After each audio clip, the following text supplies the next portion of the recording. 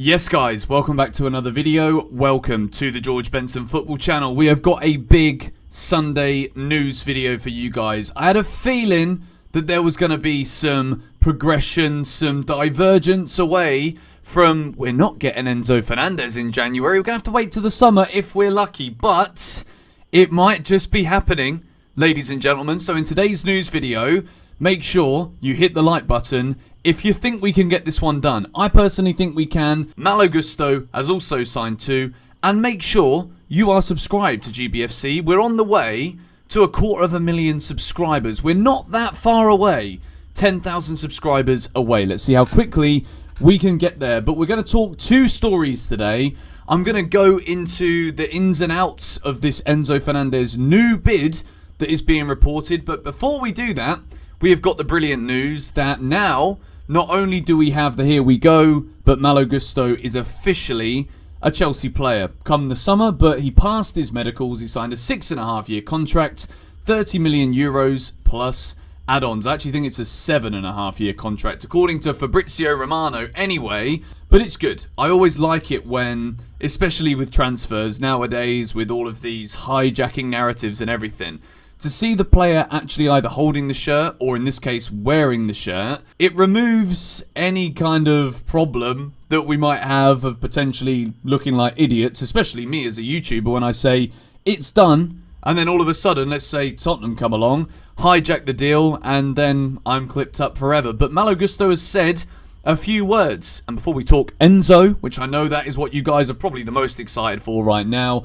he says, "I'm a fast player, a crosser, and box to box." Now, I've watched a few videos of Malo Gusto as well as seeing bits and pieces here and there from Leon. I've obviously been doing my research on the player myself. And I think something that might happen as a result of Chelsea signing Malo Gusto, he really is good. There's a compilation video that I saw where it's a mixture of Reece James putting in crosses and Gusto also putting in crosses. And he's very similar to that of Reece James. When you look at him physically, you're not blown away by the kind of muscular build of, say, a Reece James, but he's very slender, he stands up very well, he's got good feet, and he can cut back inside, and then he always likes to then cut in and then cut back onto that right foot. And from a dead ball, or also a moving ball, Malo Gusto is a phenomenal crosser.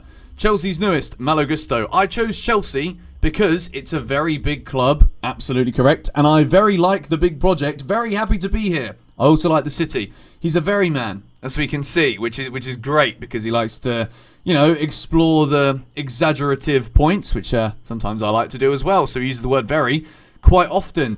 I think it's important to know here that it is reported that it was Newcastle who were the team who also wanted to come in and try and hijack the deal for Malo Gusto. There were another club that were interested, but even though Newcastle are obviously right now in the Champions League places, they can offer players good wages. I think they do have a structure in place where even though they're technically the richest club in the Premier League, they're being smart with the way that they don't just jump in and start throwing massive salaries out willy-nilly to players. So I respect Newcastle for that.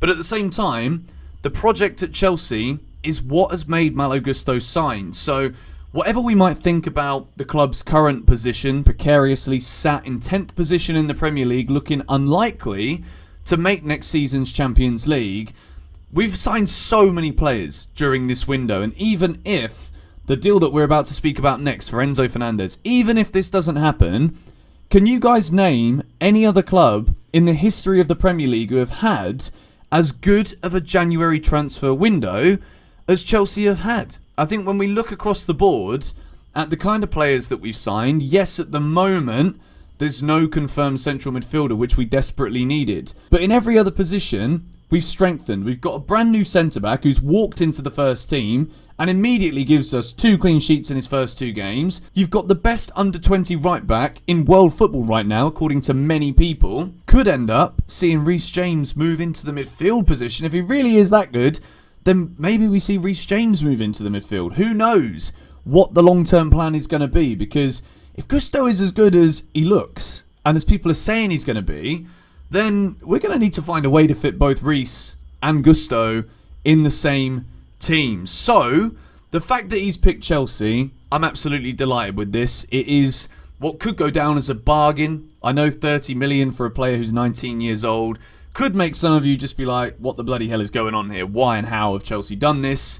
But we have, and I'm absolutely buzzing for the news that Malo Gusto has signed, medicals are complete, and from the summer, June or July, he'll be a Chelsea player. I cannot wait for pre-season next season. But the big news of the Sunday, I've been saying this for a while, that I think Chelsea are not done yet.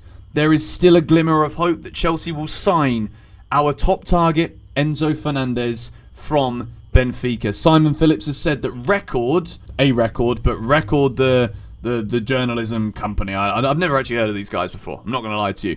Record reporting Chelsea will return with another offer for Enzo Fernandez before the window shuts. This is Record in Portugal. So obviously, Benfica, they're in Portugal. If you didn't know and you've been living under a rock.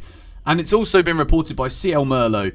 New bid made by Chelsea for Enzo Fernandez of 100 million euros plus a player. A final decision will be made soon by Rui Costa, the president of Benfica. So, the other news that's come out of Portugal and Benfica in the past 24 hours is that Rui Costa, the director at Benfica, has wanted to offer Enzo Fernandez a 2 million euro signing fee to sign a new contract that would implement a 150 million release clause, so that clubs like Chelsea, who keep going in there and lowballing, not only do they get punished by not having the offer not punished, but they don't get the offer accepted right now.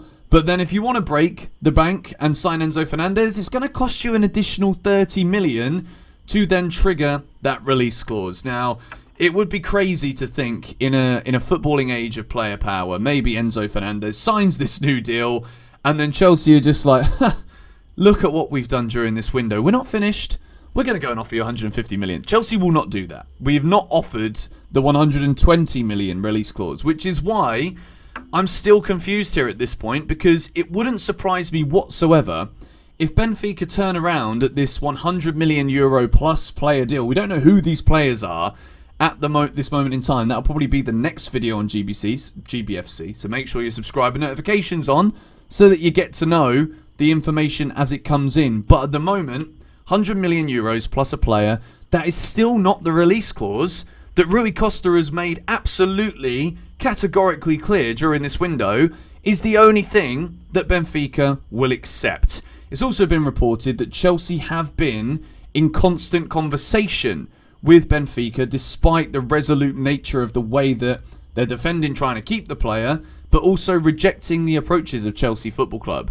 The good thing about this is that we're not in competition with anyone for it. So I think over the course of the next 72 hours, because as of right now, it's the middle of the afternoon in the UK, 29th, 30th, 31st, we are less than 3 days away now from the end of this transfer window.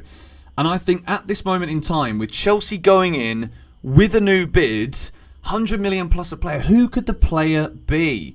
I saw a couple of people saying maybe it's Mason Mount. I don't think that's the case. Chelsea will not offer 100 million and Mason Mount. He might not be having a great season, but there is still a significant transfer fee that would be asked for from Chelsea if we were to go and sell Mason Mount at any time in the near future. So I'm going to make a prediction here, because I think what this shows, if this bid is in fact 100% legit and Chelsea is still going in, I believe that it is. I think that Chelsea will sign a central midfielder between now and the end of the window. It will be Enzo if Rui Costa gets a bit of pressure from the player. Maybe the value of the player that Chelsea are offering. Maybe he doesn't want to sign for Benfica if he's contracted at Chelsea. He doesn't have to go. But also maybe Benfica will be looking at the persistence of Chelsea with Enzo Fernandez wanting the move. Personal terms were agreed way earlier this month, weeks ago. Maybe Chelsea might just get their man here. And if we don't, Arsenal haven't gone back in with the bid for Caicedo.